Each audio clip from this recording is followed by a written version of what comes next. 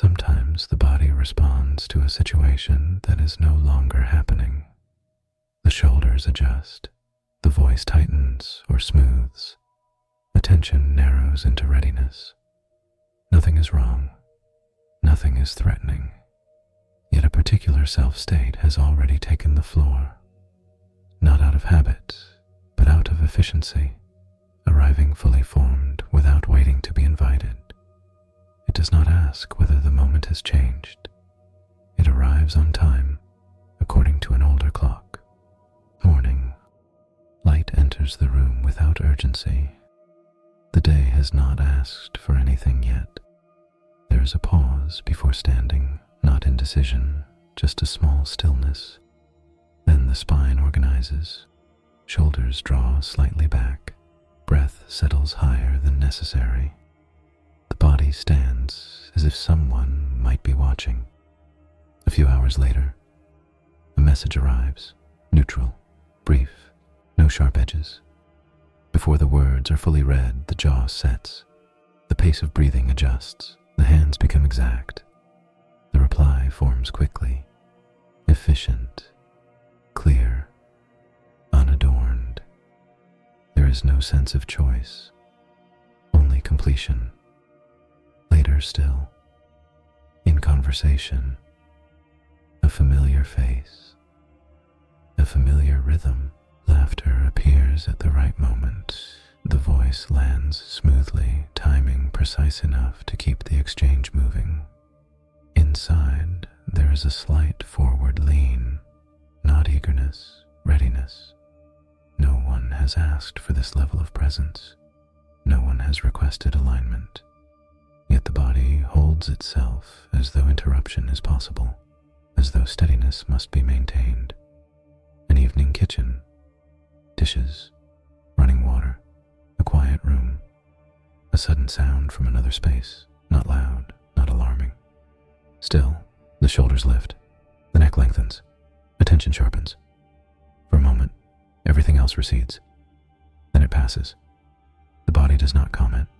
It does not apologize. It simply resumes from where it last stabilized. Night. Lying down. Lights off. Muscles remain prepared longer than needed. Even rest is entered carefully. Eventually, sleep comes, not a surrender, as a managed transition.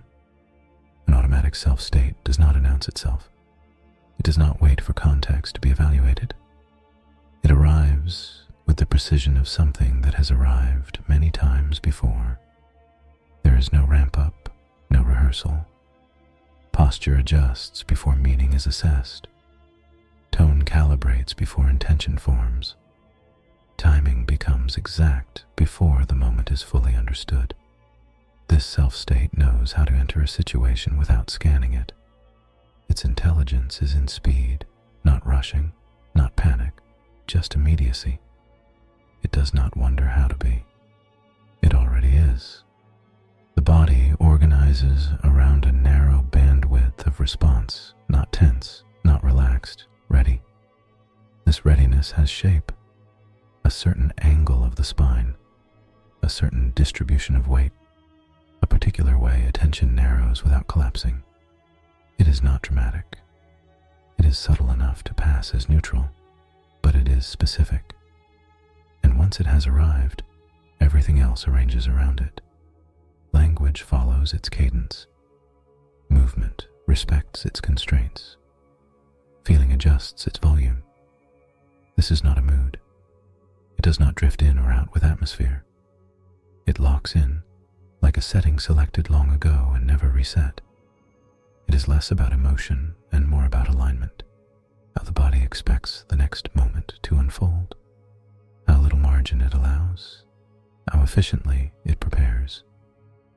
These self-states do not come from decision. There is no internal meeting, no weighing of options. Awareness trails behind structure. The body has already arrived by the time noticing occurs, if noticing occurs at all.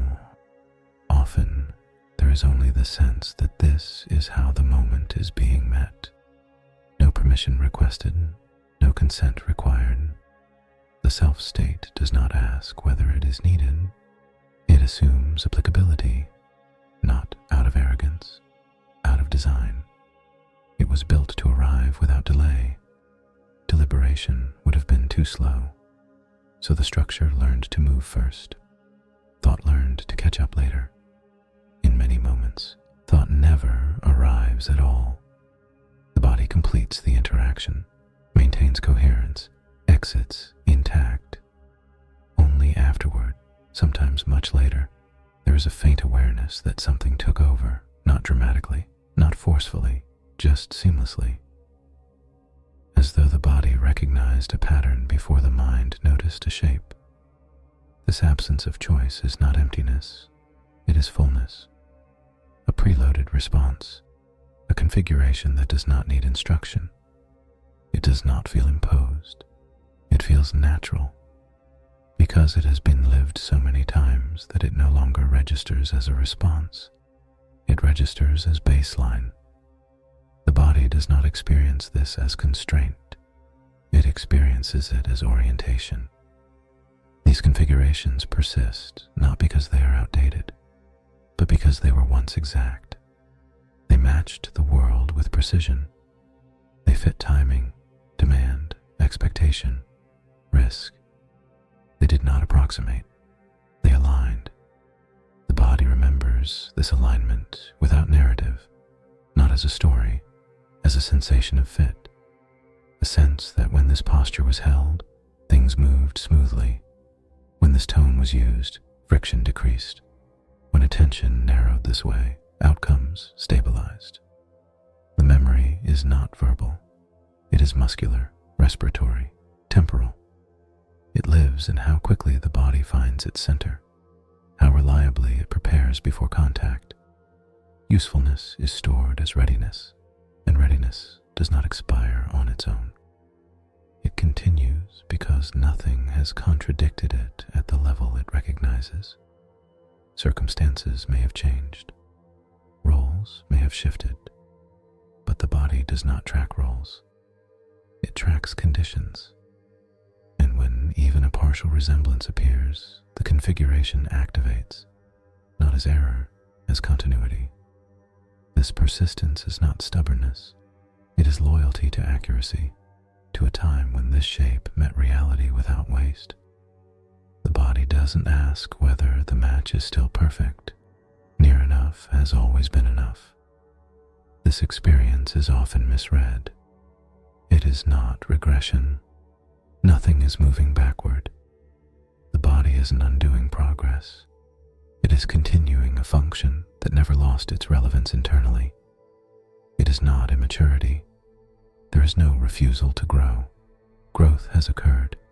Layers have been added. This structure simply remains as a foundation. It is not pathology. There is no malfunction here, no breakdown in regulation. The system is doing exactly what it was designed to do, quickly, reliably, without debate. It is not failure. Nothing has gone wrong. The presence of an automatic self-state does not indicate inability to adapt. It indicates that adaptation already happened, thoroughly enough to become automatic. There is no moral dimension to this, no flaw, no delay, no mistake, just a configuration that learned how to arrive before being asked, and continues to do so with quiet precision, because once that arrival kept everything intact. A conversation at a table, nothing urgent on it, just cups, hands resting, a pause between sentences. Before the pause finishes, the back straightens, not noticeably, just enough. The voice finds a steady middle range, neither warm nor distant, balanced. Words arrive already shaped, clear, measured, timed to land without interruption. Only later does it become apparent that the body leaned forward before the thought completed itself, that listening had sharpened before anything personal was said. The moment stretches. No conflict, no demand. Still, the posture remains, as if something might arrive that needs holding. An afternoon task. A screen. Open documents. A small, manageable list. The fingers settle into speed before the list is fully read. Breath shortens slightly. Eyes narrow, not with strain, with focus. There is a clean internal click, the sense of being on. No urgency is present, no pressure visible. Yet the body behaves as though precision matters, as though deviation would cost something. Awareness comes later, drifting in as the task is already underway. The shoulders are already fixed, the pace already chosen. The moment stays narrow, contained, efficient. Nothing pushes, nothing pulls. Still the system stays ready. Alone, late, quiet. A room that belongs only to this hour. Shoes off, lights low. The body moves carefully, even here. Steps placed softly, breath regulated. A thought appears, unremarkable, and before it finishes, the chest tightens slightly. Attention turns inward, alert. There is no observer, no expectation, yet the body holds itself as though something private could be interrupted. The moment lingers. Eventually, the readiness eases just enough to sit, not gone, just folded into the background.